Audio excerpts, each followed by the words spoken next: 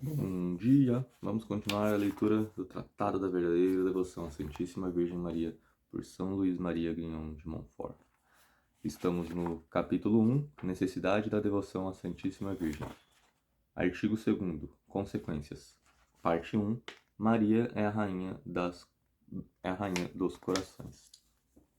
Ponto 37. De tudo o que acabo de dizer, deve-se concluir claramente, em primeiro lugar, que Maria recebeu de Deus um grande domínio sobre as almas dos eleitos.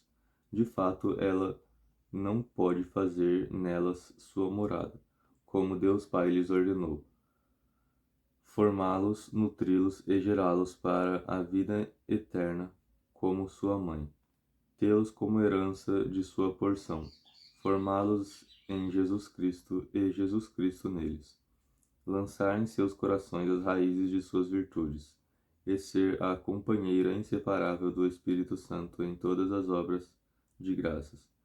Respeito. Ela não pode fazer todas essas coisas, se não tiver direito e domínio sobre as almas, por uma graça singular do Onipotente, que,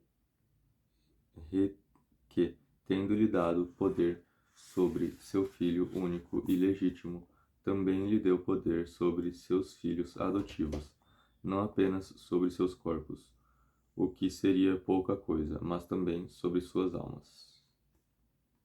38. Pela graça, Maria é a rainha do céu e da terra, assim como Jesus é o rei por natureza e conquista. Ora, como o reino de Jesus Cristo reside principalmente no coração ou interior do homem, de acordo com as seguintes palavras: o reino de Deus está dentro de vós.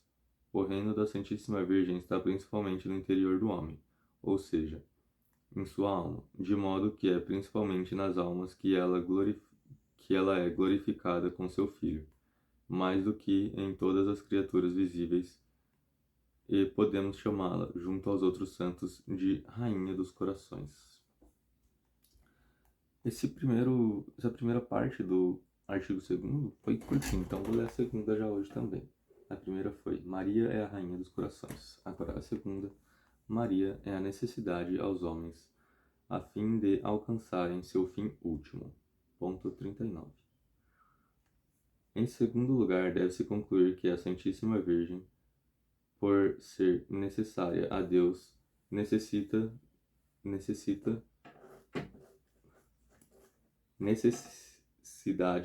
essa que se pode chamar de hipotética em razão de sua vontade, é bem mais necessária aos homens, para que cheguem ao fim último. Portanto, não se deve misturar a devoção à Santíssima Virgem com as devoções a outros santos, como se a devoção a ela não fosse mais necessária e consistisse apenas numa devoção a mais. 40. O douto e piedoso Soares, da Companhia de Jesus, o sábio devoto Justus Lipsius, doutor de Louvain, e muitos outros provaram irrefutavelmente, seguindo os sentimentos dos padres, entre os quais Santo Agostinho, Santo Efrem, diácono de Edessa, São Cirilo de Jerusalém, São Germano de Constantinopla, São João Damasceno, São Anselmo, São Bernardo, São Bernardino, São Tomás de Aquino, São Boaventura, que a devoção à Virgem Santíssima é necessária à salvação, sendo uma marca infalível de reprovação, mesmo na opinião de Ecolampádio e outros, não ter amor e estima pela Virgem Santa, e que, ao contrário, é marca indelével de predestinação dela, ser devoto total e verdadeiramente dedicado. 41. As figuras e palavras do Antigo e do Novo Testamento dão prova disso, que as intuições e os exemplos dos santos confirmam e que a razão e a experiência aprendem e demonstram. O próprio diabo e seus seguidores, pressionados pela força da verdade, a miúde se viram obrigados a confessá-lo, com desprazer. De todas as páginas dos santos padres e doutores que recolhi para provar essa verdade, cito somente uma para não me alongar em demasia. Tibi devotum esse est arma caedam salutis cae Deus ris dat quos vult salvos fieri. Ó. Ser teu devoto, ó Virgem Santa, é uma arma de salvação que Deus dá àqueles que deseja salvar, diz São João Damasceno. 42. Eu poderia apresentar aqui várias histórias que provam a mesma coisa, entre as quais 1. A que é narrada nas Crônicas de São Francisco, que viu durante um êxtase uma grande escada que subia até o céu, em cuja extremidade estava a Santíssima Virgem. Foi-lhe mostrado ser necessário subir por ela para chegar ao céu. E 2. A que é referida nas Crônicas de São Domingos, quando 12.000 demônios, possuindo a alma de um infeliz herege, perto de Carcassone, onde São Domingos estava pregando o rosário, foram obrigados, para grande confusão deles, pelo mandamento que lhes deu a Santíssima Virgem, a confessar inúmeras verdades, grandes e consoladoras, relativas à devoção à Santíssima Virgem, à Virgem Santa, com tamanha força e clareza que não podemos ler essa história autêntica e o panegírico que o diabo fez a contragosto da sua devoção à Santíssima Virgem, sem verter lágrimas de alegria, por menos devotos que sejamos à Santíssima Virgem. Ponto 43. Se a devoção à Santíssima Virgem é necessária a todos os homens para simplesmente levá-los à salvação, ela o é muito mais àqueles que são chamados à sua perfeição particular. E não creio que uma pessoa possa alcançar uma união íntima com Nosso Senhor e uma fidelidade perfeita ao Espírito Santo sem uma união muito grande com a Santíssima Virgem e uma grande dependência de seu socorro. Ponto 44. Foi Maria somente quem encontrou graça diante de Deus, sem auxílio de nenhuma outra simples criatura. Não foi senão por ela que todos aqueles que encontraram graça diante de Deus depois dela puderam fazê-lo, e será senão por ela que todos aqueles que vierem depois poderão encontrá-la. Ela estava cheia de graça quando foi saudada pelo arcanjo Gabriel, e foi preenchida sobremaneira pela graça do Espírito Santo, quando ele a cobriu com sua sombra inefável, e ela aumentou de tal modo, dia a dia, e de momento a momento,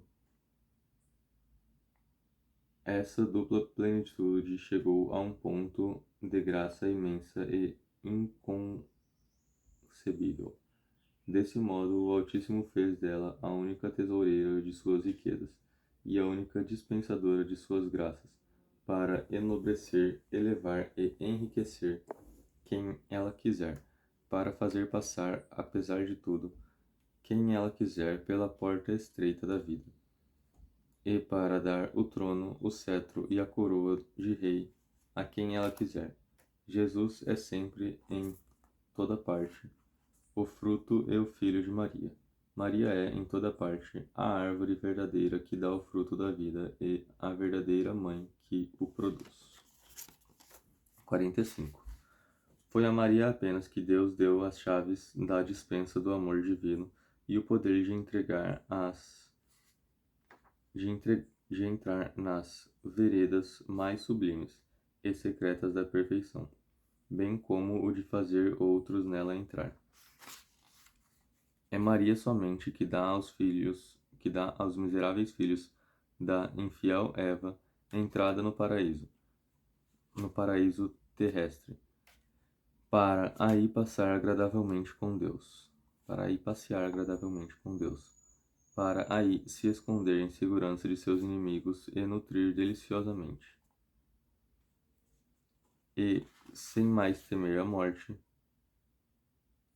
do fruto das árvores da vida e da ciência do bem e do mal, e para aí beber em grandes goles as águas celestes desta belíssima fonte, que aí renasce em abundância. Ou então, de preferência, como ela mesma é esse paraíso terrestre, ou essa terra virgem e bendita, da qual Adão e Eva, pecadores, foram expulsos, ela não deixa entrar outro a si, senão aqueles e aquelas que lhe aprouver, para torná-los santos. 46. Todos os ricos do povo, para empregar a expressão do Espírito Santo conforme a explicação de São Bernardo, todos os ricos do povo suplicarão vossa face através dos séculos e de modo particular no fim do mundo, ou seja, os maiores santos, as almas mais ricas de graça e de virtudes, serão os mais assíduos na oração à Santíssima Virgem, tendo-a sempre presente como o perfeito modelo a ser imitado, como o poderoso auxílio para socorrê-los. 47. Eu disse que isso aconteceria de modo particular no fim do mundo, e logo porque o Altíssimo e sua Santa Mãe devem formar para si grandes santos, que ultrapassarão em santidade a maior parte dos santos, tanto quanto os cedros do Líbano ultrapassam os pequenos arbustos, como foi revelado a uma santa alma cuja vida foi narrada por Dom de Renty. 48. Essas grandes almas cheias de graça e de zelo serão escolhidas para se opor aos inimigos de Deus, que tremerão de todos os lados e serão especialmente devotas à Santíssima Virgem. Iluminadas por sua luz, nutridas por seu leite, conduzidas por seu espírito, sustentadas por seu braço e guardadas sob sua proteção, de modo que combaterão com uma mão e edificarão com a outra. Com uma mão elas combaterão, derrubarão, esmagarão os heréticos com suas heresias, os cismáticos com seus cismas, os idólatras com sua idolatria, e os pecadores com suas impiedades.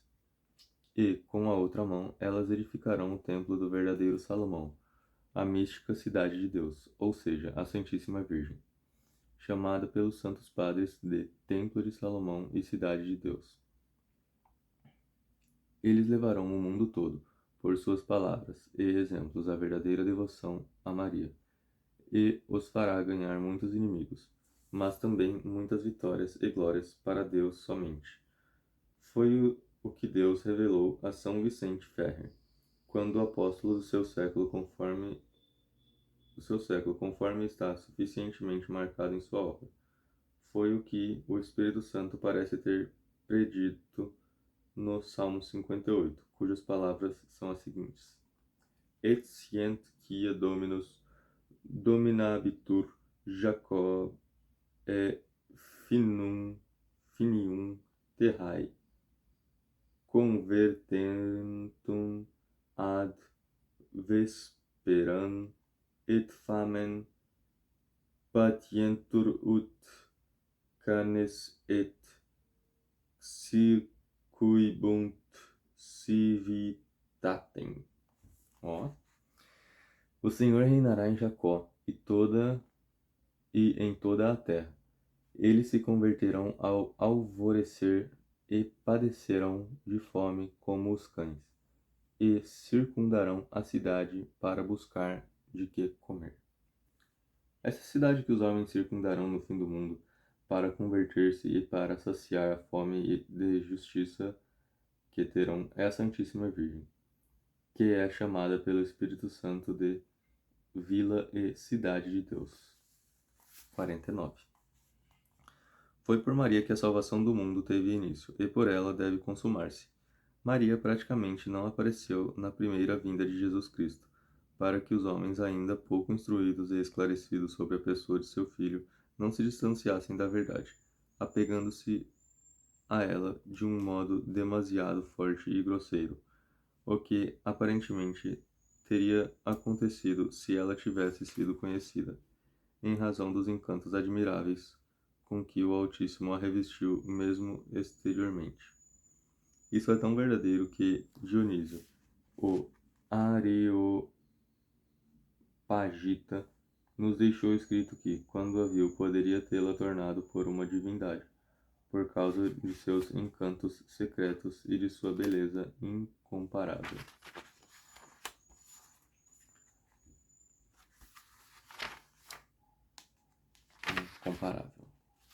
Se a fé, na qual estava bem firmado, não tivesse lhe ensinado o contrário. Contudo, na segunda vinda de Jesus, Maria deve ser conhecida e revelada pelo Espírito Santo, a fim de que, por ela, se conheça, se ame e se sirva Jesus Cristo. Razões essas que levaram o Espírito Santo a ocultar sua esposa em vida e a não revelá-la, senão muito pouco depois da pregação do Evangelho. Eu parei então agora no ponto 50 e eu vou parar por aqui por hoje. Essa parte que a gente tá vai até o ponto 59, tem mais 5, 6, 7 páginas. Então eu vou dar uma paradinha por hoje para a gente conseguir refletir sobre o que foi lido hoje, conseguir meditar sobre isso, não ficar muita informação, sabe? Então é isso aí. Amanhã nós continuamos com a leitura do tratado. O que você tá achando?